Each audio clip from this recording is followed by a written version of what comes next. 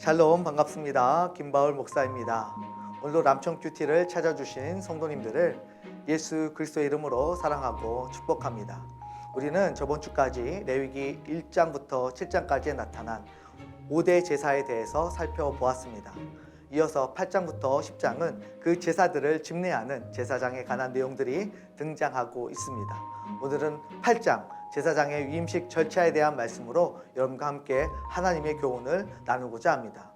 그런데 8장 말씀을 읽어보면 역시 제사장을 세우는 절차가 조금은 복잡해 보입니다. 그러나 이 제사장의 절차를 딱 세 가지로 요약하겠습니다. 첫째는 씻기는 것이고, 둘째는 입히는 것이고, 셋째는 기름을 부어주는 것입니다.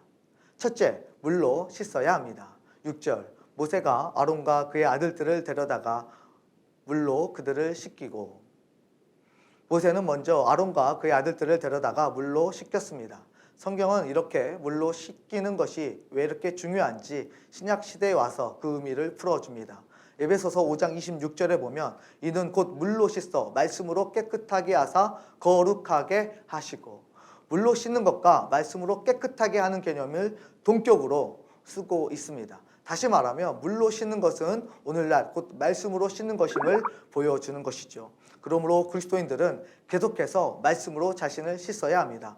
구원을 한번 받으면 끝이 아니라 계속해서 말씀으로 자신을 정결케 해야 한다는 것입니다.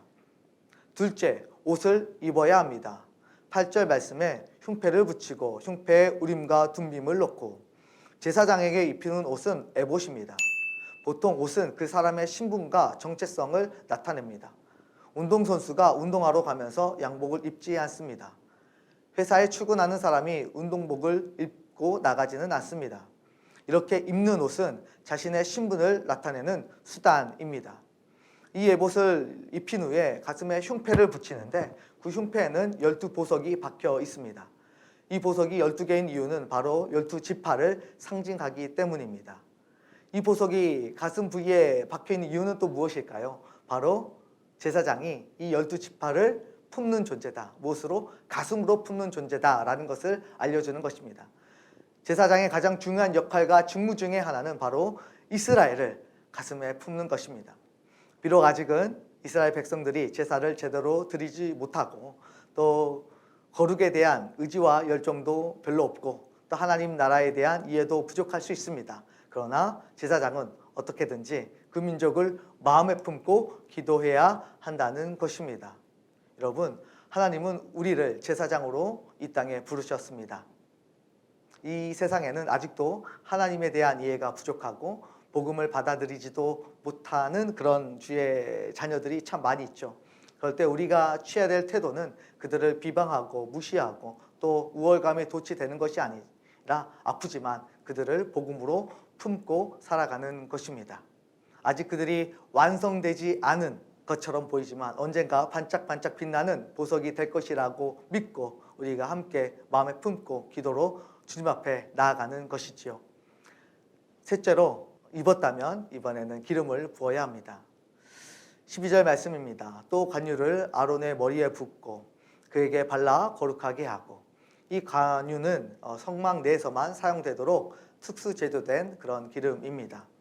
이 기름을 제사장의 머리에 칠하거나 바르는 의식이 이루어지는 것이지요. 이것에는 놀라운 상징이 있습니다. 제사장의 직무는 자신의 힘과 능력으로 감당하는 것이 아니라 하늘로부터 내려오는 성령의 기름 부으심으로 감당할 수 있다라고 하는 것입니다. 하늘로부터 내려오는 성령의 능력이 아니면 이 대제사장의 직분을 온전하게 감당할 수 없다는 것이지요. 오늘날 우리가 하루하루 살아가는 것이 버거울 때가 참 많이 있습니다. 그러나 우리는 아무리 세상이 악하고 우리를 미워해도 하늘로부터 임하는 성령의 임재가 충만하다면 넉넉히 이길 수 있을 것입니다.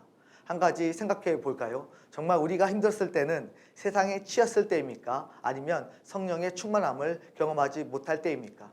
우리가 세상의 상처를 받았을 때입니까? 아니면 그 상처를 치유하시는 하나님의 임재가 없었기 때문입니까? 사랑하는 성도 여러분, 성령의 기름이 우리의 삶에 풍성하게 부어지기를 소망합니다. 결론입니다. 제사장의 위임식 절차를 세 가지로 말씀을 드렸습니다. 씻는 것이고, 그 다음에 입는 것이고, 그 다음에 성령의 기름을 받는 것입니다.